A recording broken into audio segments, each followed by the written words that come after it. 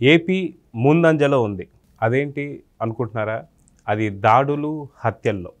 అయితే దరిదాపున 8,500 దాడులు, 150కి పైగా హత్యలు. అది ఓన్లీ దళితుల పైనే. అయితే దళితుల పైన వీళ్ళు చేస్తున్న దాష్టికాన్ని మనతో పాటు వివరిస్తానికి సీనియర్ జర్నలిస్ట్ మధుసూదన్ గారు ఉన్నారు. వారిని అడిగి తెలుసుకుందాం. సార్ నమస్తే. నమస్తే అండి. సార్, దళితులని నా ఎస్టీలు, నా బీసీలు, నా ఎస్సీలు అంటూ వస్తూనే అయితే ఎవరో ఒకళ్ళు ఇట్లనే అంటున్నారనమాట. మా వాళ్ళు కాబట్టి మేము చంపుకుంటాం, తిట్టుకుంటాం, మీకేంటి అన్నట్టుగా తయారైంది వీళ్ళ చందన. అయితే నా ఎస్టీలు, నా ఎస్సీలు, నా బీసీలు అంటూనే వీళ్ళపైనే దాడులు. మనం చూసుకుంటే నిజంగా ఒక దళితుల నుంచే ఆయన సీఎం అయ్యాడు. అదేంటి అంటే కోడికత్తి కేసు. పాపం కోడికత్తి సీను అని చెప్పేసి తనకు పేరు కూడా పడిపోయింది. తనతోనే ఒక దళితుడి నుంచే ఆయన సీఎంగా తయారయ్యాడు. సో ఇలాంటి దళితుల్ని అడ్డం పెట్టుకొని 8,500 పైగా దాడులు, 150కి పైగా హత్యలు. నిజంగా నా ఎస్సీలు, నా బీసీలు అంటే హత్యలు చేస్తానికి లేదా వాళ్ళ మీద కేసులు పెడతానికి, వాళ్ళని అణిచివేస్తానికే సీఎం నిజంగానే నా ఎస్సీలు, నా బీసీలు, నా ఎస్టీలు అంటున్నారా? దాని గురించి మీరు ఏమంటారు? దళితులు కోడికత్తి సీన్ కాదండి. దళితులు ఓట్లతో గద్దెనెక్కాడు ఆయన. దళితుల ఓట్లతోనే గద్దెనెక్కాడు. ఎందుకంటే మోసపూరిత హామీలు, నెక్స్ట్ దళితులు నా మేనమామలు, మా మేనమామలు దళితులు అంటే వాళ్ళ ఇంటి బిడ్డను నేను అనేంతగా క్లెయిమ్ చేసుకొని మోసపూరిత ప్రచారం చేశాడు. నమ్మి ఓట్లు వేశారు. ఈయన గెలుపులో దళితుల పాత్ర గణనీయంగా ఉంది. జగన్మోహన్ రెడ్డి గెలుపులోన వైకాపాకి 151 సీట్లు రావడంలో దళితులు మావాడు అంటున్నారని ఓన్ చేసుకుని కూడా మద్దతు ఇచ్చారు. అందులో ఇంకో డౌట్ లేదండి. అయితే ఆయన గద్దెను ఎక్కుతూనే స్టార్ట్ చేసింది ఏంటంటే ఆయనలో ఫ్యాక్షన్ స్వభావం. ముఖ్యమంత్రి అయినా ఆయన ఏంటంటే ప్రజాస్వామ్యబద్ధంగా ఉండాలని ఏ రోజు అనుకోలేదు. ఆయనలో నిద్రాణంగా ఉన్న ఫ్యాక్షనిజం మాత్రం జడలు విప్పింది. ఎంత జడలు విప్పిందంటే ఏం లేదండి. మొట్టమొదటి ఈరోజు మనం జడ్జి రామకృష్ణ మీద దాడి జరిగింది. ఇది ఎన్నో దాడి తెలుసండి. ఒక జడ్జి, న్యాయాన్ని కాపాడే స్థానంలో ఉండే జడ్జిపైకే ఇన్నిసార్లు బహిరంగంగా వెళ్ళి పగలెళ్ళి దాడులు చేస్తున్నారండి. ఇప్పటికి హత్యాయత్నాలు 3 సార్లు జరిగాయి. ఇల్లు ధ్వంసం జరిగింది, ఆయన వాహనాలు ధ్వంసం జరిగింది. ఆయన ప్రాణాపాయం నుంచి తప్పించుకుని వచ్చినా ఈ రోజుకి చర్యలు లేవు, ఆయనకి రక్షణ లేదు. ఒక న్యాయాధికారి దళితుడైన ఒకే ఒక కారణంగా ఒక న్యాయాధికారి పరిస్థితిలో ఉంటే సామాన్య దళితులకి ఇంకెక్కడిది ఈ రాష్ట్రంలో రక్షణ అనే ప్రశ్న ఉత్పన్నం అవుతుందండి. ఇప్పుడు మీరు చెప్పారు 8,350 అనేది అధికారికంగా రికార్డు. ఈ రికార్డులకు ఎక్కనిది, కేసులకు ఎక్కనివి ఒక్క దళితుల మీద ఇన్ని దాడులు జరిగితే భారతదేశంలోనే దక్షిణ భారతదేశంలో దళితుల మీద దాడుల్లో నెంబర్ 1 ఏపీ.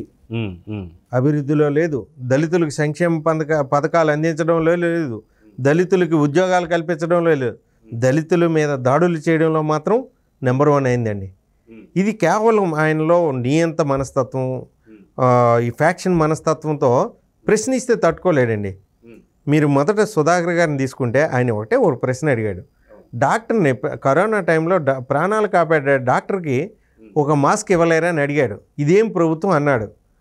ఆ ఒక్క ప్రశ్నని తట్టుకోలేని ఈ పాలకుడు ఎంతో కష్టపడి మెరిట్తో వచ్చిన డాక్టర్ని నడి వీధుల్లో పిచ్చోని చేసి, బట్టలు ఇప్పేసి, నడి వీధుల్లో చేతులు వెనక్కి విరిచి కట్టి, అది చూస్తే ఇప్పటికీ నా కళ్ళలో తిరుగుతుందండి. నేను బీసీని, దళితులకు జరిగిన ఇది చూసిన తర్వాత నాకైనా ఇదే పరిస్థితి కదా, ప్రశ్నిస్తే ఎవరికైనా ఇదే పరిస్థితి కదా.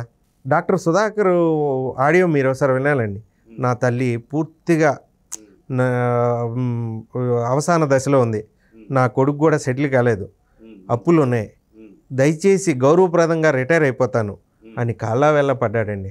కేవలం మాస్క్ అడిగి ప్రభుత్వాన్ని నిలదీశాడనే కారణంతో ఒక దళిత మేధావిని, ఒక కుటుంబాన్ని చిదిమేశారండి. ఆ సంఘటన నాకు ఇప్పటికీ చాలా బాధాకరంగా గుండెని మెలిపెట్టేస్తూ ఉంటుంది.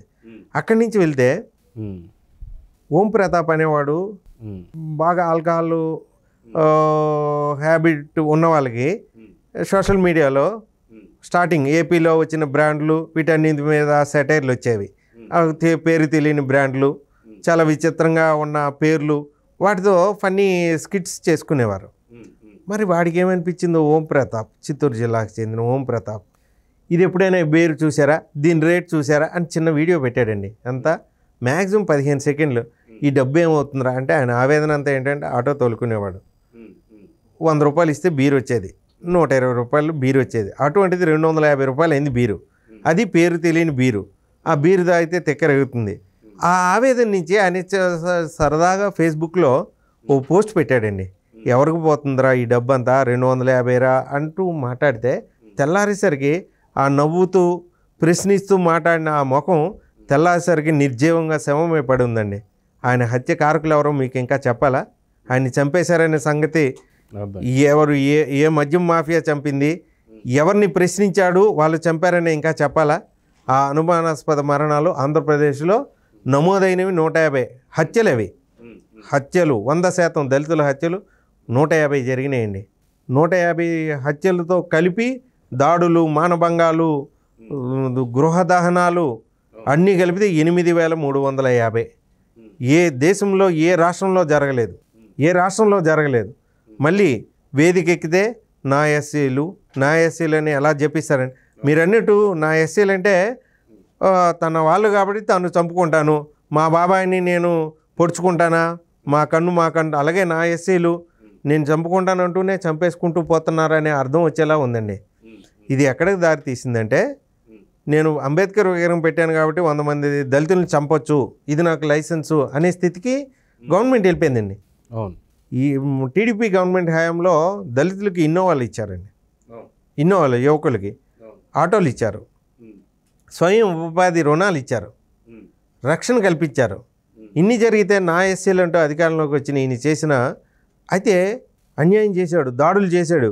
ఇందులో కూడా ఎంత అరాచకానికంటే దేశంలోనే కాదు ఏ చట్టం కూడా సిగ్గుతో చట్టాలు తలదించుకునేటట్టు ఎస్సీల మీద ఎస్సీ అట్రాసిటీ కేసు పెట్టాడండి. తన మాట వినని వాళ్ళు తనను ప్రశ్నిస్తారని అది చెల్లుబాటు కాదు. కేసు కట్టిన పోలీసు వాళ్ళైనా ఎస్సీల మీద ఎస్సీ అట్రాసిటీ కేసు పెట్టారంటే ఎంత హాస్యాస్పదం, ఎంత తోలు మందంగా అయిపోయాయంటే వ్యవస్థలో. సాటి ఎస్సీ ఆయన్ని వేధించాలి, నువ్వు వేధించాలంటే ఇంకొక ఎస్సీని తీసుకొచ్చి ఆ ఎస్సీ మీద నన్ను ఎస్సీ అని తిట్టాడని కేసు పెట్టించారంటే అది కేసు స్వీకరించిన వాళ్ళు, అందులో అరెస్ట్ చేసిన వాళ్ళు సిగ్గుతో చావాలి కదండి. ఈ ప్రభుత్వం తీరు అంత ఘోరమైన తీరు. ఆ ఘోరమైన తీరుతో దళితుల్ని అణచివేసేసింది. ఇంకా దళిత జాతి తిరగబడి తరిమి కొట్టాల్సిన అత్యవసర పరిస్థితి అండి. దళితుడైన సుబ్రహ్మణ్యుని చంపేసి అనంతబాబు అనే వైసీపీ ఎమ్మెల్సీ జగన్మోహన్ రెడ్డికి రైట్ హ్యాండ్ చంపేసి వాళ్ళ ఇంట్లో ఆ శవాన్ని పడేసి పోలీసులకు వెళ్ళి నేనే చంపానని చెప్పాడు, కోర్టులో నేనే చంపానని చెప్పాడు. ఆయన్ని జగన్మోహన్ రెడ్డి గారు ఈ రోజుకి పార్టీ నుంచి సస్పెండ్ చేయలేదు. ఎమ్మెల్సీ పదవి ఇంకా ఆయనకి సన్మానం చేస్తాడు. జగన్మోహన్ రెడ్డి ఇంట్లోకి వెళ్ళడానికి ఏ మంత్రికి అపాయింట్మెంట్ ఉండదు, ఆయన డైరెక్ట్గా ఉంటుంది. ఏ దళితుడిని చంపాడో అదే నియోజకవర్గంలో వైసీపీ సభ పెట్టి ఆ సభలో జగన్మోహన్ రెడ్డి అదే అనంతబాబుని పక్కన కూర్చోబెట్టి వీడు దళితులను చంపుతాడు, వీడిని నేను కాపాడుతాను అనే సంకేతం ఇచ్చారంటే దళితుల పట్ల ఆయన ఎంత ఘోరంగా ఉన్నాడో అర్థం చేసుకోండి. ఒకటి కాదండి, డాక్టర్ అచ్చెన్న, నాగమ్మని అత్యంత పులివెందుల ఆమెది అత్యాచారం చేసి చంపేశారు. దానికోసం న్యాయం కోసం పోరాడిన వంగలపూడి ఎంత ఎస్ఎస్ఎల్ రాజు మీద అక్రమ కేసులు బనాయించారు. ఒకటి కాదండి, ఇసుక మాఫియాను అడ్డుకుంటే వరప్రసాద్ అనే యువకుడికి శిరోముండం చేశారు. రాష్ట్రపతి వరకు ఫిర్యాదులు చేసిన ఈ రోజుకి స్పందన లేదండి. ఈ రోజుకి స్పందన లేదు. చీరాల్లో కిరణ్ అనేవాడు మాస్క్ లేకుండా జర్నీ చేస్తున్నాడని పోలీసులు కొట్టి చంపేశారు. దాని వెనక ఎవరున్నారు, ఏముంది, ఏ ప్రభుత్వం ఉంది అందరికీ తెలుసు. ఈ దళితుల సమాధుల మీద నిలబడి నా ఎస్సీలు అని ఓట్లు అడుగుతున్న జగన్మోహన్ రెడ్డికి దళిత సమాజం తిరుగులేని సమాధానం చెప్తుంది. తిరుగులేదు. మే 13న దళిత ఆగ్రహాన్ని చవిచూస్తాడు. నా ఎస్సీలు నా మేనమామలు అంటూ ఎవరి గుండెలపైన తన్నాడో వాళ్ళ గుండెలు రగిలిపోతున్నాయి. అది ఓటు రూపంలో పోటెత్తుతుంది.